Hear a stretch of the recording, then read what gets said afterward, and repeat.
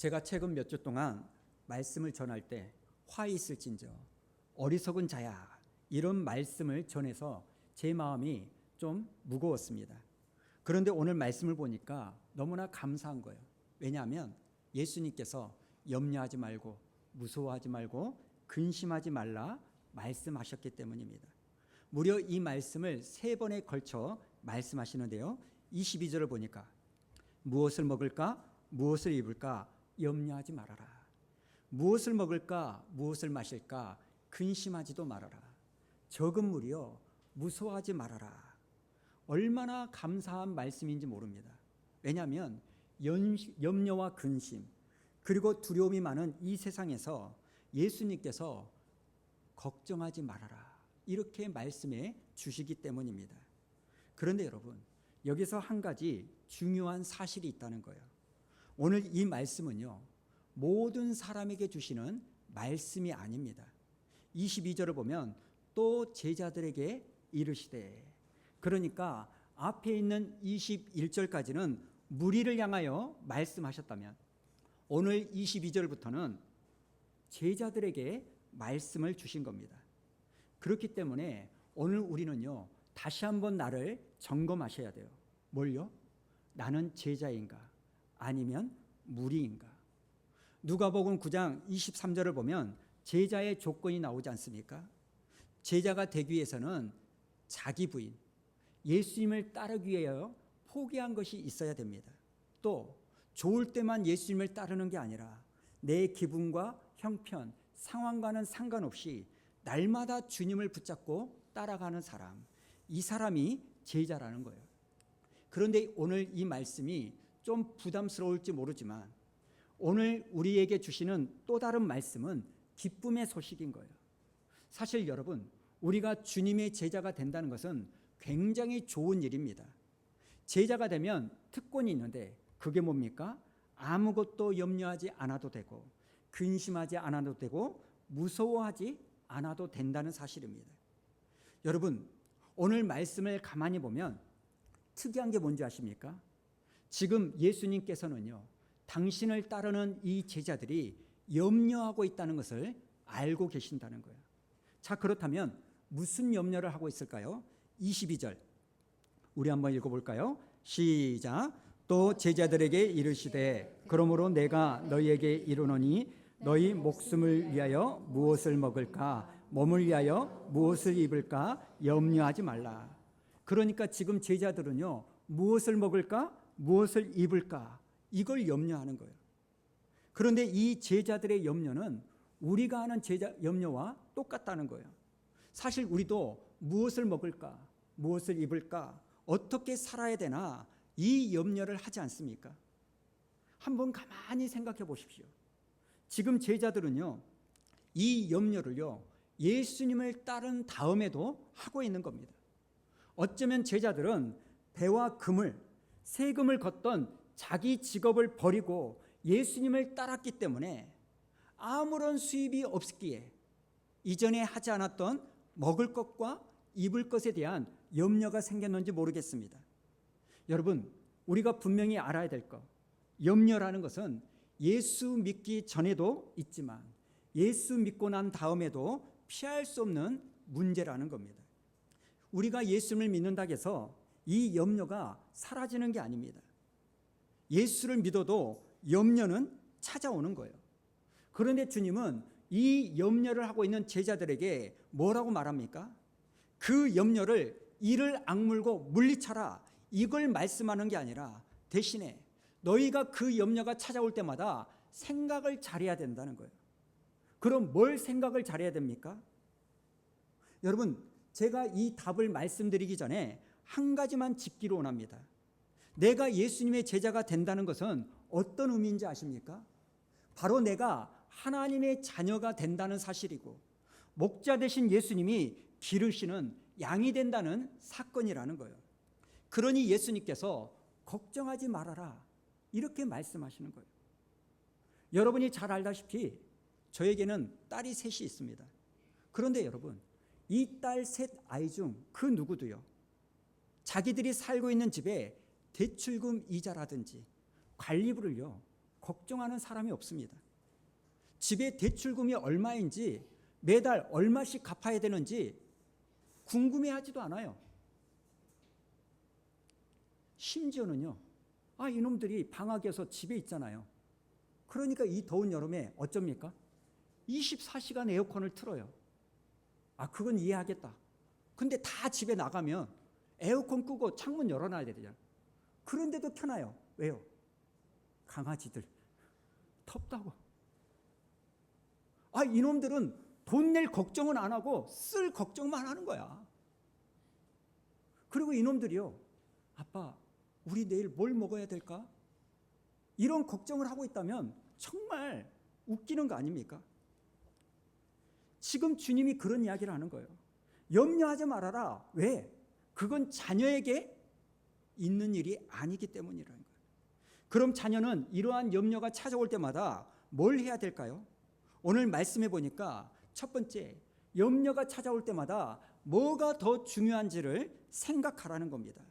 23절에 보니까 목숨이 음식보다 중하고 몸이 의복보다 중요하다고 말합니다.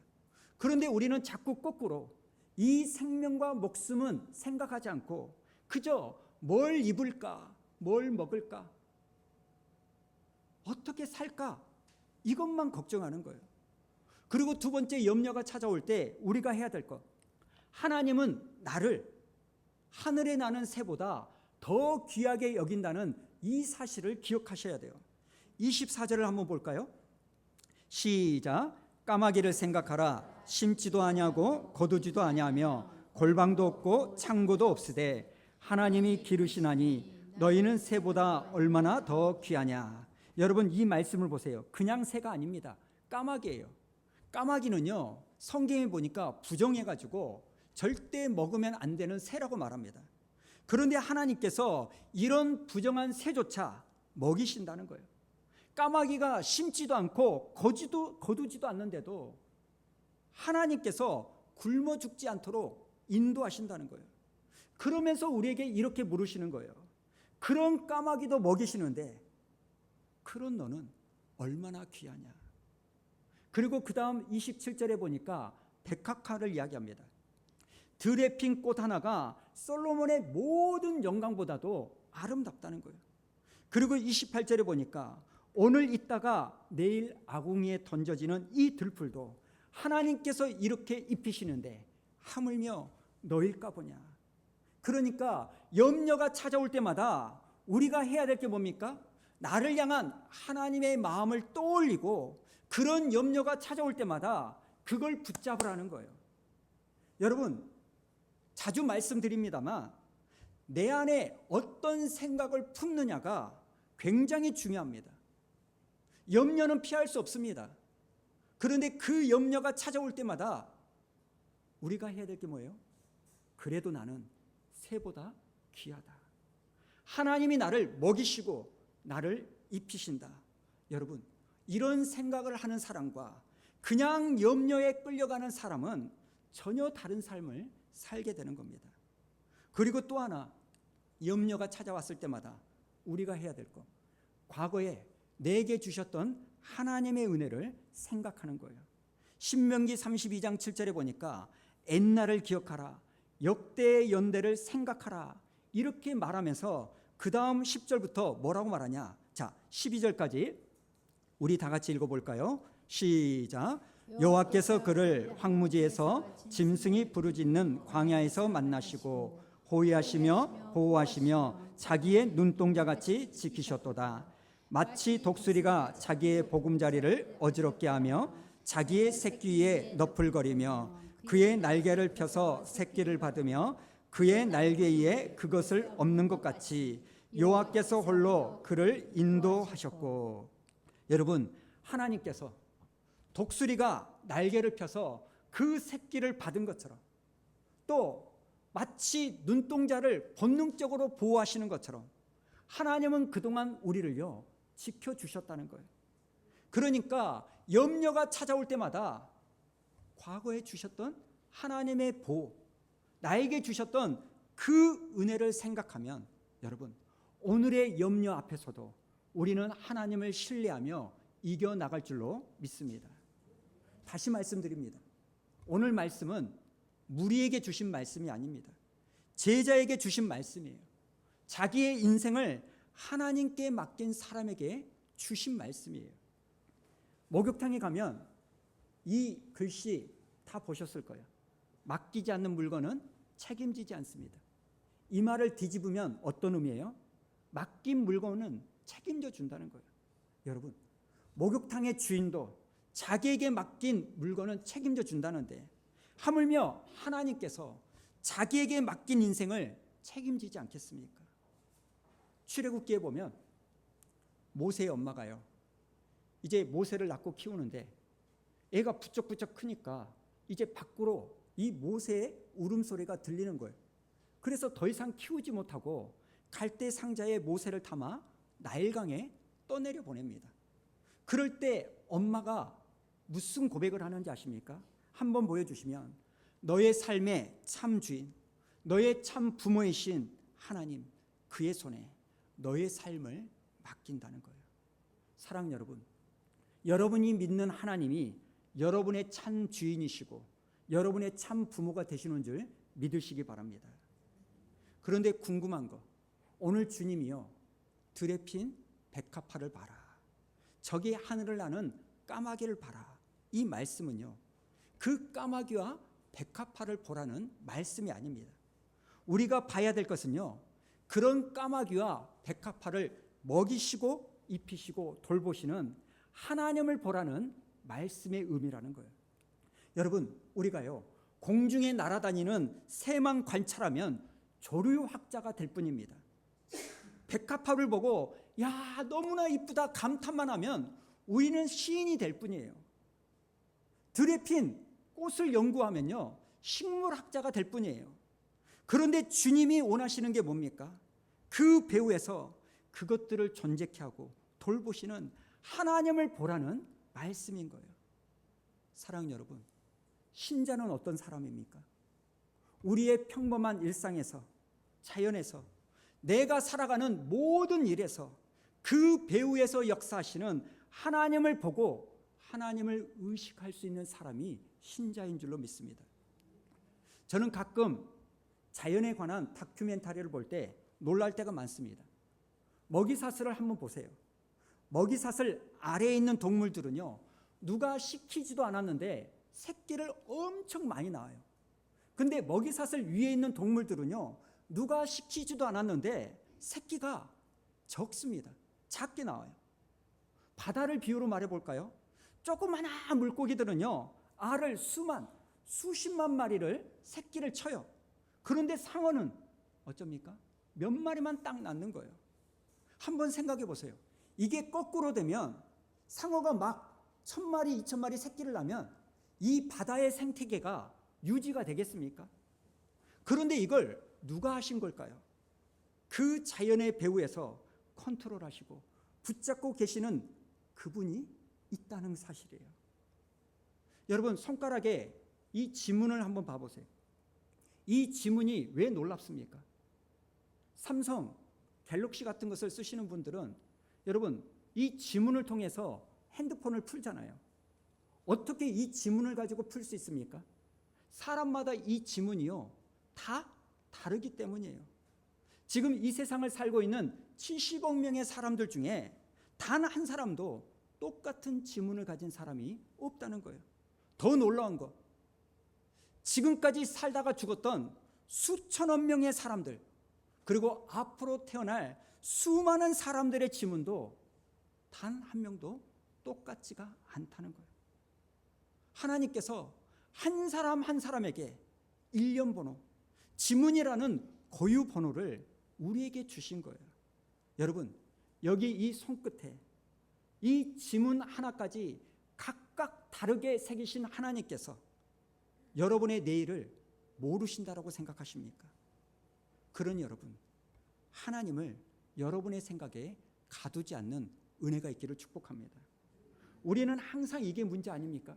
내가 하나님을 믿는다고 말은 하지만 항상 문제는 하나님을 향한 불신이 더 큰 거예요. 출애굽할 때 이스라엘 백성들이 뭐라고 말합니까?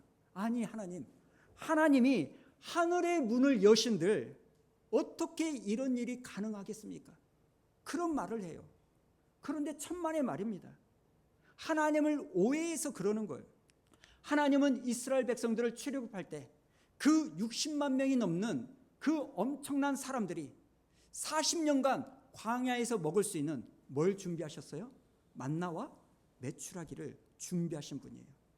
그러니 여러분의 삶을 하나님께 맡기시기 바랍니다. 우리는 항상 그래요. 하나님, 왜 내 삶을 책임져 주지 않으세요? 왜 나를 인도하지 않으세요?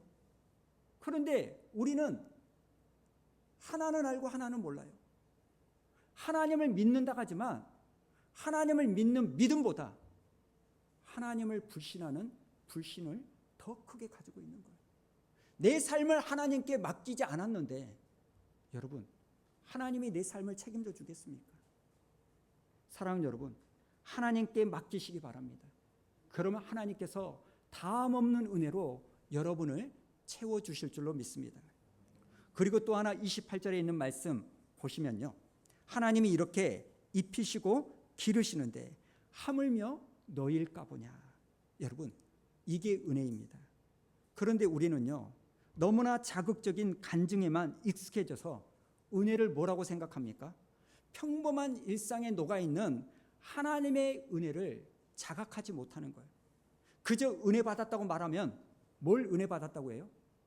어떤 이벤트, 어떤 사건, 내가 암에 걸렸다가 고침 받은 거, 그걸 가지고 은혜 받았다고 말해요.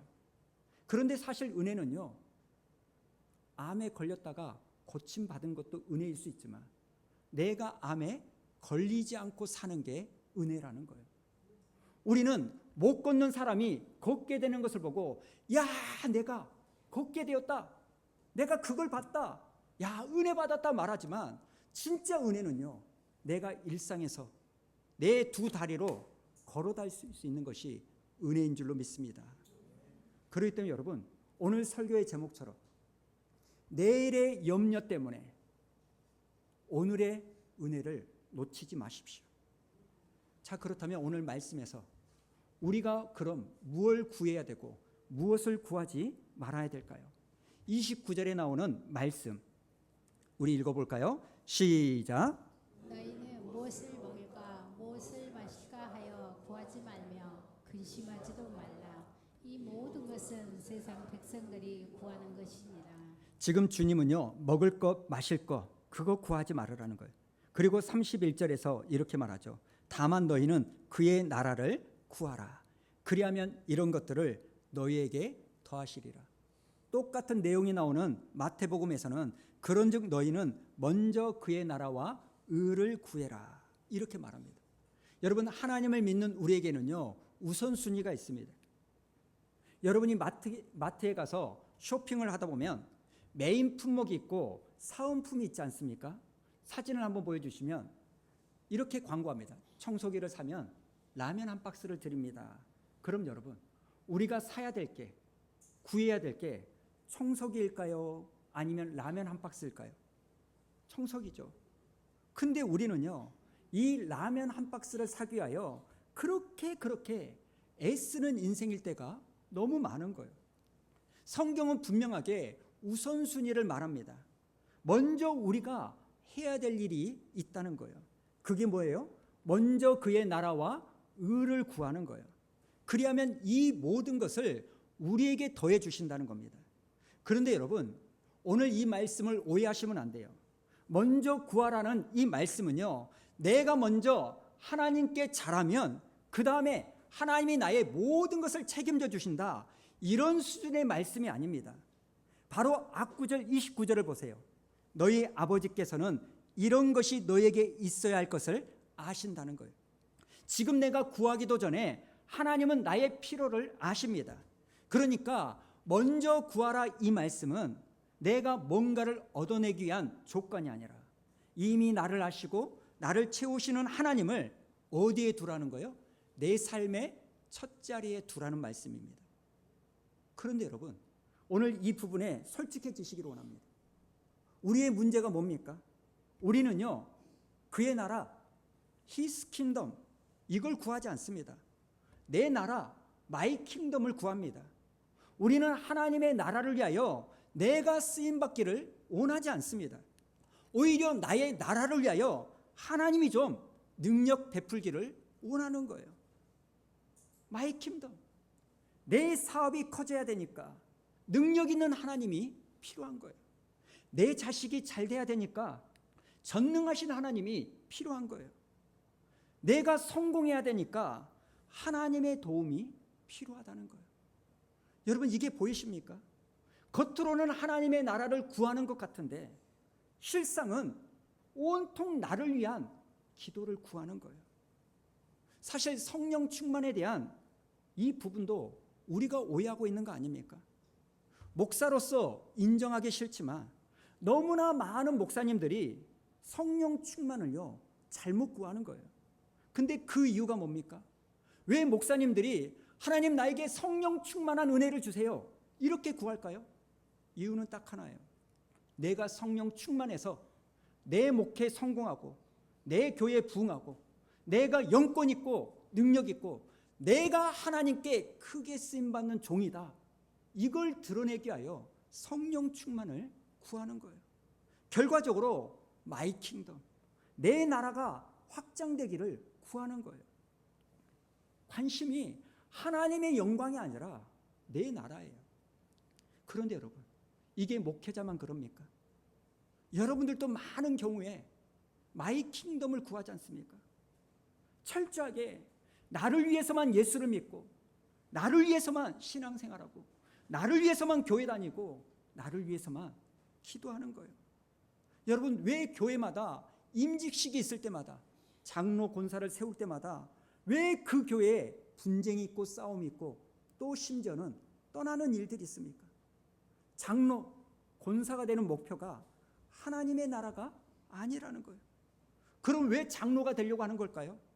어쩌면 내 속에 내가 그동안 이 교회에서 얼마나 헌신했는지를 인정받고 싶은 그 욕구, 내가 얼마나 대단한 사람인지 높아지고자 하는 그 욕구, 내가 박수 받고 싶은 그 욕구, 이게 강하기 때문에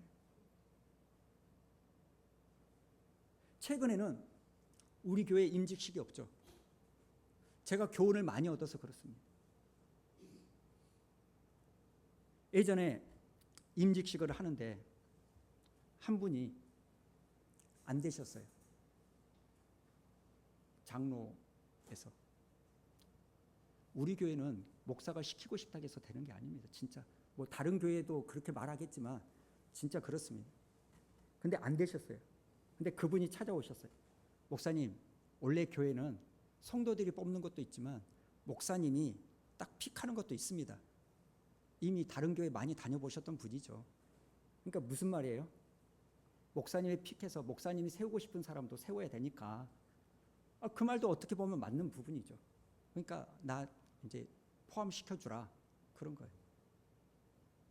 제가 임직을 투표하기 전에 그분들을 만나면서 개별적으로 말했던 부분이 뭡니까? 거의 되겠지만 안 될 수도 있는데 된다고 해서 교회에 있고 안 된다고 떠난다면 그거 문제 있다. 저는 솔직히 임직 뭐 이렇게 후보 되시는 분들이 그런 이야기예요. 오히려 안 됨에도 불구하고 그 자리를 지키고 교회에 있음으로 말미암아 주변 성도들이 당신의 믿음이 너무나 귀하다는 것을 알게 해주라. 수완 우리 교회가 이런 믿음의 사람들이 있다는 것을 보여주라. 이런 부탁을 드렸거든요. 근데 결국 떠나요. 이유는 뭘까요? 창피하다는 거예요. 장로 안 됐는데 선거에서 떨어졌는데 창피해서 어떻게 다니겠냐는 거예요. 하나님의 나라와 교회의 룰과 공동체성보다는 자기의 체면과 자기의 얼굴이 더 중요한 거예요. 오늘 이 자리에 저를 포함해서 여러분도 때로는 내 체면이 깎여야 되는 그 부분이 있을 수 있습니다. 그러나 진짜 믿음은요, 진짜 하나님의 나라를 구하는 것은요, 내 체면이 중요한 것이 아니라 여러분 내가 그걸 견디어냄으로 말미암아 하나님을 향한 믿음이 드러나는 것, 그리고 그 모습을 보고 정말 대단하구나, 이걸 생각하는 그 모습이 있어야 되는 거예요. 저 멀리 김천에서요, 저는 사실 목회하면서 개척을 할 때 꿈꾸는 것 중에 하나가 이거였습니다. 제 친구가 김천에서 목회를 해요. 아버지께서 갑자기 돌아가셔가지고 뜬금없이 유학 가는 것을 포기하고 아버지 대학원 다닐 때 이제 후임 목사가 됐어요. 그래가지고 교회를 나름대로 아름답게 하고 지금 엄청 큰데, 하루는 이제 교인 남자 집사님들하고 자전거를 타고 라이딩을 하는데 갑자기 뒤에서 꽝 소리가 났더니 봤더니 자기하고 같이 타고 자전거를 탔던 남자 집사님 둘이 차에 치여가지고 그 자리에서 죽어버렸어요. 이 친구가 그 사건으로 공항에 왔어요. 엄청난 충격이 오고. 근데 무서운 게 뭔지 알아요? 너무나 마음이 아프고 힘들고 그렇지만 목사니까 책임지고 자책도 되고 같이 이렇게 자전거를 탔다는. 그래가지고 장례를 이렇게 치르는데 정말 놀라운 것은 그 죽은 남편의 아내와 자식들이요, 한 명도 그 교회를 떠나지 않았어요. 저는 그게 교회라고 생각해요. 그래서 하나님이 그 김천에서 엄청나게 큰 교회를 세웠다고 생각해요. 교회는요, 목사가 무슨 설교 잘하고 능력 발휘해가지고 교회가 커지는 게 아닙니다. 하나님 나라는요, 교회를 이루는 목사뿐만 아니라 성도들이 그 아픔, 그 목사만 보면 죽은 남편이 떠올라질 수 있지만 주님의 몸된 교회를 지켜내기 위하여 이를 악물고 견디어내는 거예요. 그리고 성도들은 다 볼 거 아니에요. 저 여자 집사 언제 떠나나, 언제 떠나나. 근데 한 달 지나도, 두 달 지나도, 1년 지나도 안 떠나는 거예요. 그걸 보고 그 교회의 교됨을 성도들이 오히려 은혜 받는 거 아닙니까? 그게 하나님의 나라를 구하는 거 아닙니까? 이 친구가요, 너무나 마음이 아프니까 자기 아이들도 어렸을 거예요. 절대로 교회 안에서 아빠하고 자기에게 다가오지 못하게 만들었다는 거예요. 왜요?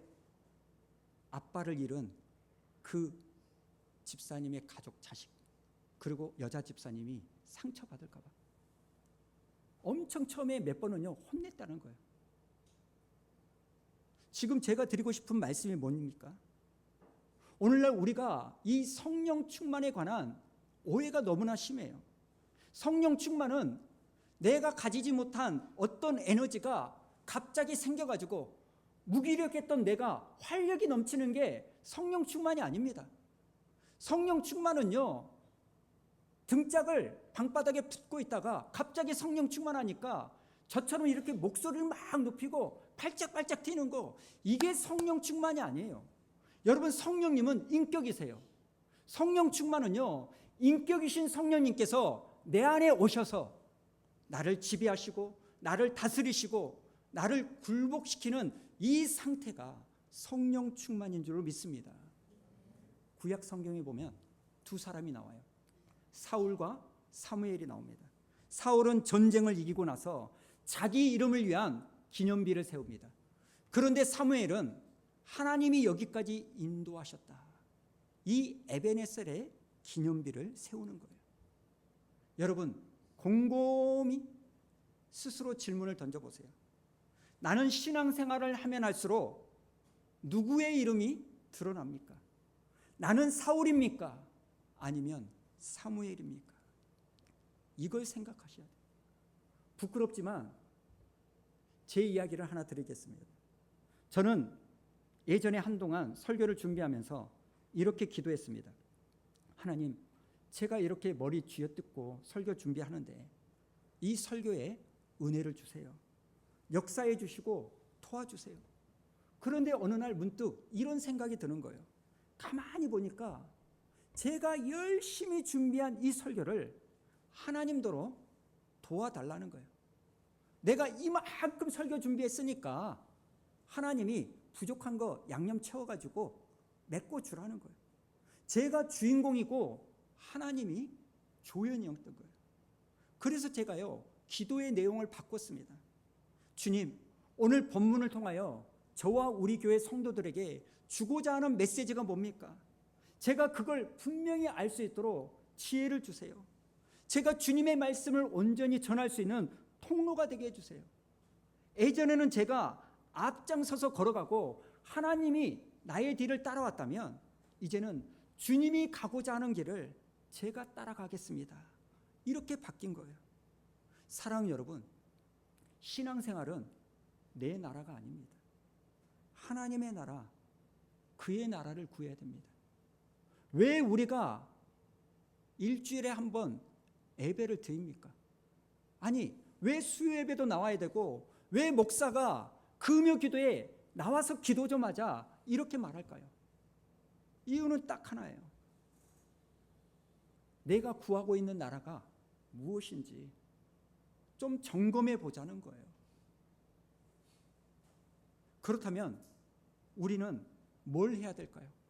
먹을 거 입을 거 구하기 전에 하나님을 내 삶의 첫 자리에 두는 것을 구해야 되고, 그리고 내 삶에 하나님을 첫 자리에 뒀다? 이건 무엇으로 나타나느냐? 오늘 주님이 보니까 34절과 33절 이 부분을 말씀하십니다. 자, 우리 한번 읽어볼까요? 시작. 너희 소유를 팔아 구제하여 낡아지지 아니하는 배낭을 만들라. 곧 하늘에 둔 바 다함이 없는 보물이니 거기는 도둑도 가까이 하는 일이 없고 좀도 먹는 일이 없느니라. 너희 보물이 있는 곳에는 너희 마음도 있으니라. 아멘. 지금 내가 보물이라고 생각하는 곳에 내 마음이 있다는 거예요. 내 돈주머니가 열리는 곳에 내 마음이 있다는 거예요. 여러분, 이 순서를 잘 보세요. 먼저 내 마음을 옮겨야 보물이 따라오는 게 아니라 보물을 옮기면 거기에 내 마음이 따라오게 되어 있어요. 사실 제가요, 설교 준비를 너무 더우니까 저는 카페에서 이렇게 설교 준비를 하거든요. 근데 너무 미안하니까 앉으면 한 3시간씩 앉아 있으니까 너무 미안하니까 7시부터 9시 반까지 매가에 있다가 잠깐 나와서 한 3시간 2시간 이렇게 있다가 잠깐 나와서 이른 아침을 먹고 좀 약간 이것저것 이렇게 좀 일 좀 보다가 한 2시쯤에 또 컴포즈로 따로 옮기고 이렇게 해요. 근데 이번 일주일 동안 앉아 있으면 주변의 이야기가 막 들릴 때가 있어요. 나이 많은 70 넘으신 어르신들 이야기하는 거나 젊은 친구들 이야기 들으면 이번 주에 가장 많이 이야기한 게 뭔지 아십니까? 주식 이야기가 겁나 많아요. 내가 듣고 싶어서 들은 게 아니라 막 주식, 무슨 어르신들이 그렇게 돈이 많은지 모르겠어. 우리나라 사람들이 다 주식하는 것 같아. 그러면서 오르고 내리고 막 이거에 대해서 막 분통을 터져했다가 뭐 나는 그래도 얼마 벌었다 막 이렇게 이야기를 해요. 제가 그걸 보면서 느끼는 게 뭔지 아세요? 여러분, 저는 주식에 관심이 없어요. 왜요? 돈이 안 들어가 있으니까. 근데 제가 주식에 만약에 돈을 넣었다? 그럼 겁나 마음이 쓰이겠죠. 하루에도 몇 번씩 잘 모르지만 뭐 이렇게 차트 같은 거 막 볼 거 아닙니까? 제가 드리고 싶은 말씀이 뭐예요? 내 지갑이 열리는 곳에 내 마음이 있어요. 지금 내가 어디에 마음이 많이 있는가 이걸 알고 싶으면 여러분이 한 달 동안 썼던 월말 명세표를 쭉 한번 봐보세요. 거기에서 가장 많은 돈이 지출된 것이 내 마음이 쓰이는 거예요. 감리교 창시자 요한 웨슬리가요, 이런 말을 했어요. 보여주시면, 나는 지갑이 회개하지 않는 사람의 회개를 믿지 않는다는 거예요. 무슨 말일까요? 진짜 회개는 내 돈주머니가 열리는 게 회개라는 거예요. 내가 진짜 은혜 받았으면 그 은혜 받은 것은 말이 아니라 내 손끝까지, 내 지갑까지 내려가야 되는 거예요. 내가 정말 하나님께 은혜를 받았으면 그 은혜 받은 혜택이요, 나에게만 있는 게 아니라 내 옆 사람에게 유익으로 다가가야 그게 내가 은혜 받은 증거라는 사실입니다. 여러분, 사진을 보여주시면 이스라엘은 요단강이 있고 사해가 있습니다. 요단강은 생명이 풍성하고 사해는 죽은 바다예요. 그런데 왜 사해가 되었습니까? 사해는요, 위에서 받기만 하고 흘려보내지 않으니까. 반대로 요단강은 위에서 받은 만큼 밑으로 흘려보내니까. 거기에 생명과 풍성함이 있는 거예요. 사랑하는 여러분, 여러분이 받은 복을 흘려보내는 은혜가 있기를 원합니다. 아니요, 여러분의 일상에서 하나님이 먹이시고 입히시는 그 은혜를 여러분 흘려보내세요. 찬양 중에 우리가 잘 아는 찬양, 당신은 사랑받기 위해 태어난 사람. 안 믿는 사람도 다 아는 찬양이에요. 그런데 이 찬양은 반쪽짜리 찬양이에요. 2절이 있어야 돼요. 그래서 나온 찬양이 뭐예요? 또 하나의 열매를 바라시며, 당신은 사랑받기에, 그리고 그 사랑 뭐하기 위하여? 전하기 위해 태어났다는 거예요. 여러분, 돈은요, 나 먹을 거, 나 쓸 거 그러려고 버는 게 아닙니다. 돈은요, 구제하고 섬기기 위하여 그럴 때 쓰려고 버는 줄로 믿습니다. 별로 동의가 안 되시는 것 같은데, 미국에서 유명한 베스트셀러 책이 있어요. 애덤 그랜트가 썼던 기브 앤 테이크라는 이 책이 있습니다. 이 책의 내용을 보면 어떤 기업이 성공하는가? 주는 기업이 성공한다는 거예요. 어떤 사람이 성공하는가? 주는 사람이 성공한다는 거예요. 그런데 이 이야기는 성경에 이미 나와 있는 거예요. 누가복음 6장 38절에 보니까 주라, 그리하면 너희에게 줄 것이니 곧 후이되어 누르고 흔들어 넘치도록 하게 하여 너희에게 안겨주리라. 이걸 누가 말씀하셨어요? 주님이 말씀하셨어요. 사도행전 20장에 보니까 주는 것이 받는 것보다 복된 인생이라는 거예요. 여러분은 어떤 인생을 살기를 원하십니까? 맨날 받고 맨날 꾸고 맨날 얻어먹는 인생을 살기를 원하십니까? 아니면 주는 인생이 되기를 원하십니까? 오늘 주님의 말씀처럼 받는 것이 아니라 주는 인생이 되기 위하여 여러분의 손과 지갑을 여는 은혜가 있기를 원합니다. 말씀을 마치죠. 여러분, 예수님을 따른 제자들도 염려 가운데 있었습니다. 염려는 피할 수 없는 사실입니다. 그런데 주님은 그 염려를 하지 말라고 해요. 왜요? 그 염려로 내 키가 한자나 클 수 없기 때문에, 그 염려를 내가 해결할 수 없기 때문에. 오히려 주님은 염려가 찾아올 때 뭐라고 말하냐? 베드로전서 5장 7절 우리 한번 읽어볼까요? 시작. 너희 염려를 다 주께 맡기라. 이는 그가 너희를 돌보심이라. 아멘. 염려가 찾아올 때마다, 근심이 생길 때마다 그걸 내가 끌어안고 사는 것이 아니라, 주님, 나에게 이런 염려가 있네요. 주님께 맡깁니다. 토스하라는 거예요. 던지라는 거예요. 주님은 염려가 온다는 것도 알고 계시지만 그거에 대한 대안, 그 염려를 우리가 주님께 던질 수도 있다는 것을 말씀하는 거예요. 사랑하는 여러분, 그 염려를 끌어안고 내일의 염려를 붙잡느니라. 오늘 하나님이 주시는 그 평안과 은혜를 놓치지 않는 여러분 되기를 축복합니다.